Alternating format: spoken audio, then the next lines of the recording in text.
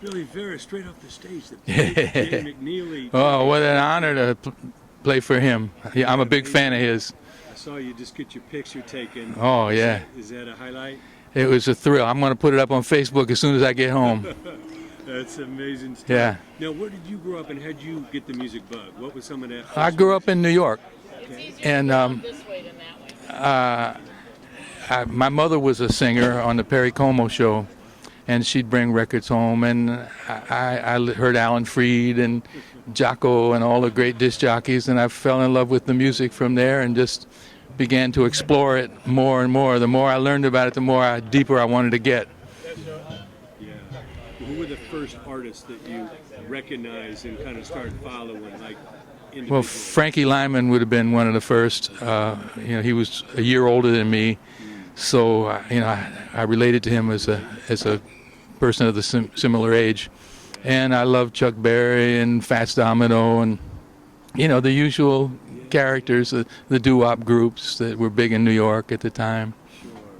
What's your greatest memories of that era that we don't have today? Oh. Well, I used to love the rock and roll shows, at the theaters, where you'd have 8 or 10 or 12 acts on the show, and every $1.50, something like that, and you get to see all those acts, and they'd do just the songs you wanted to hear. Everybody do about 3 songs, except the star. The star might do 20, 25 minutes, and that's enough. We don't need to hear a 3-hour show of the same person. I don't think anybody's that good. Right. Keep it moving. Yeah. That's amazing stuff. Now, when did you make the trek out to California? Oh, I was born here. Okay. My dad was stationed at Riverside at March Field in the Air Force, or the Air Corps as they called it in those days. And then, but I grew up in New York. I came back here to live in 1979. So I'd had a bit of a career in New York as a songwriter. Staff songwriter for a publishing company, and also performing it 6-7 nights a week at the clubs. And I had a few hit records back there in the 60s, some by myself and some with a lady named Judy Clay. And we played the Apollo Theater and all the great venues back in those days. Talk about the energy of the Apollo, those that weren't there during the it was heyday. Well, it was the pinnacle of black show business. And a lot of acts were afraid to play there because, they let you know. They let you know if you were great, and they let you know if you were not so good. And they loved us. We became big favorites. In fact, a piano player, a friend of mine, a young fellow that lives back in New York, called me up a couple of months ago. At night, you know how young kids talk. He says, "Dude," he said, "I'm in the lobby of the Apollo, man." He said, "Your motherfucking picture's still here in the lobby." So I guess they remembered us well there, That's amazing stuff. Now, writing songs for a living like that, what did that teach you when it was like Well, it was like acting, in a sense, because you'd have to write for a female or a male.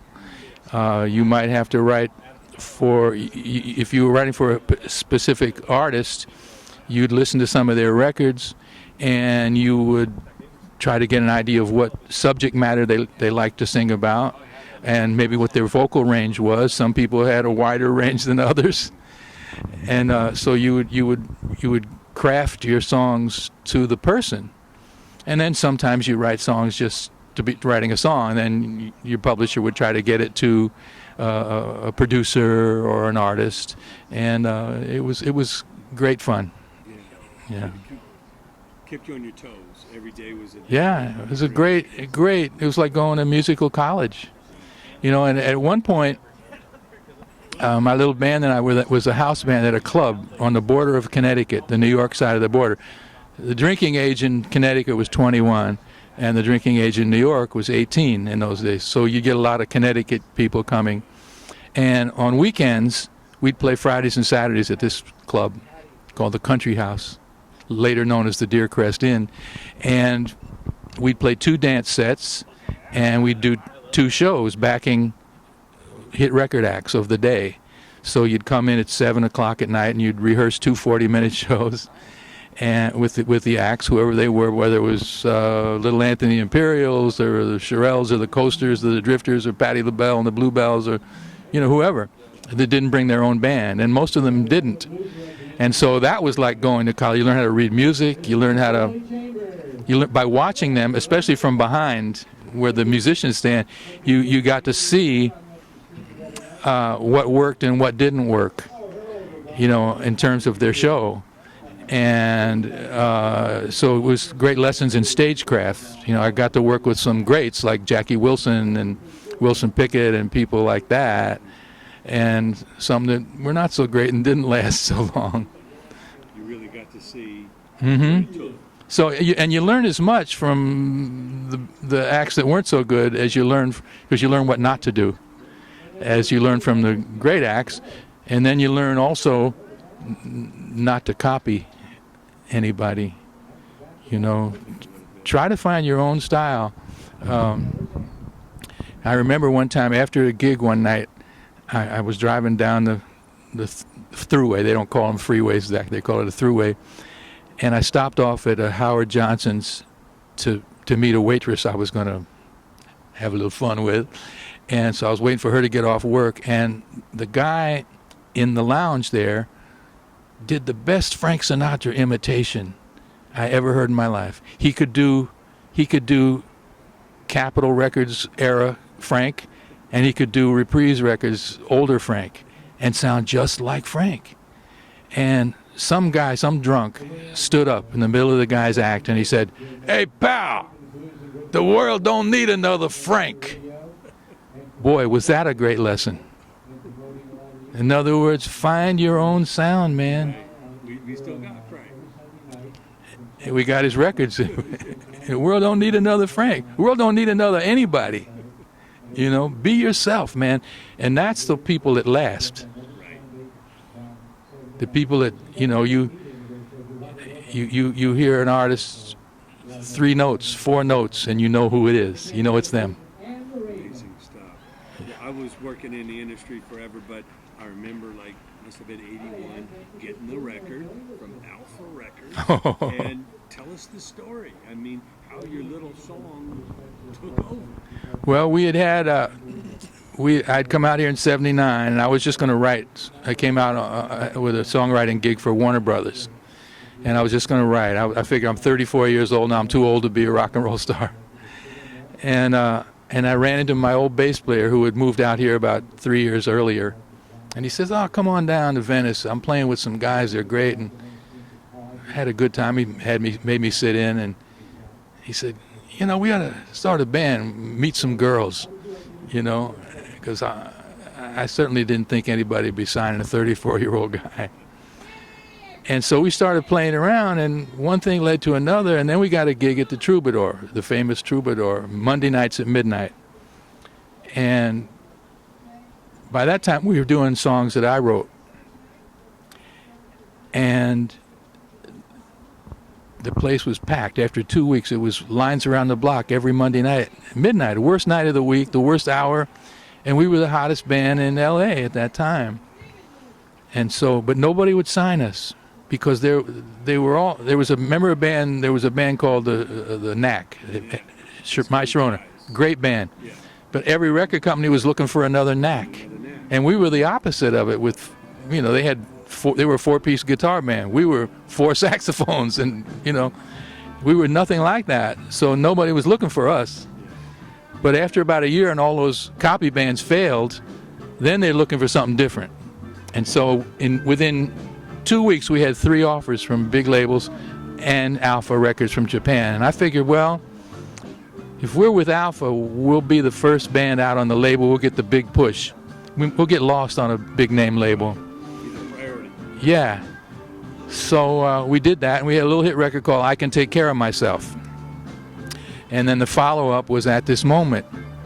Well, as luck would have it, bad luck would have it, the promotion man got into an argument with the head of the company and quit.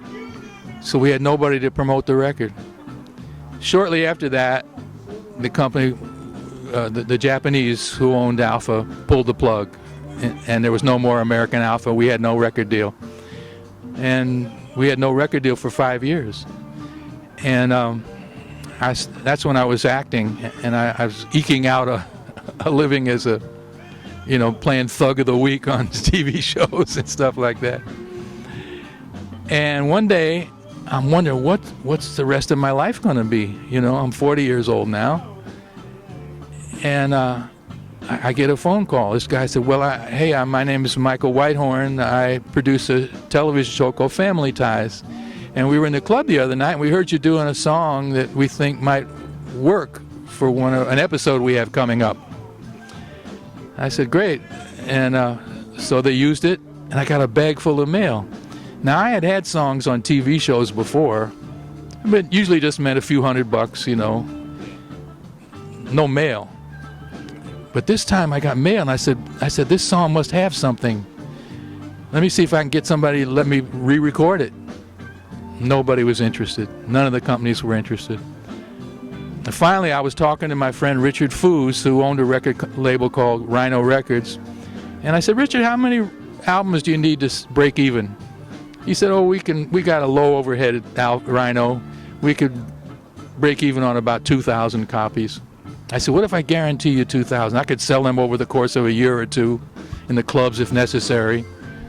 So he said, "Yeah, let's do it." And he only did it because he liked me, He didn't think anything was going to happen.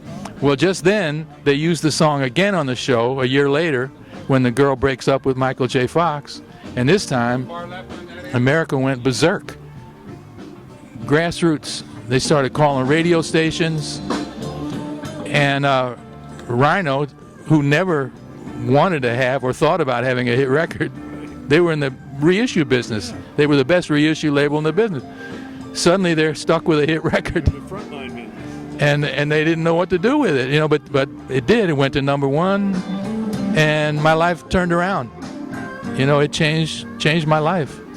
That's what we remember is the song. Yeah. Of course, the voices and the acts and all that, but it's the songs that live on forever. I know you learned that as a songwriter. Absolutely.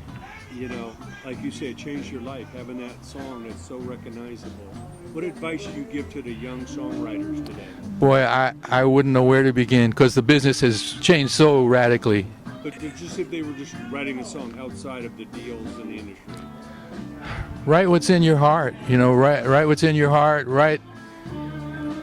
if you want to.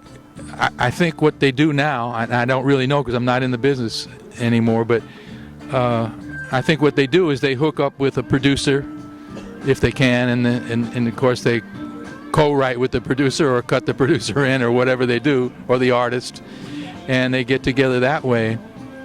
I lucked out at this moment, got recorded by Michael Bublé a couple of years ago, and he sold 9 million records. So a great song will last. One of the best pieces of advice I ever got when I was young was don't write songs for the moment. Try to write songs that you think that you could hear being sung 20 years from now. And that was excellent advice. Amazing.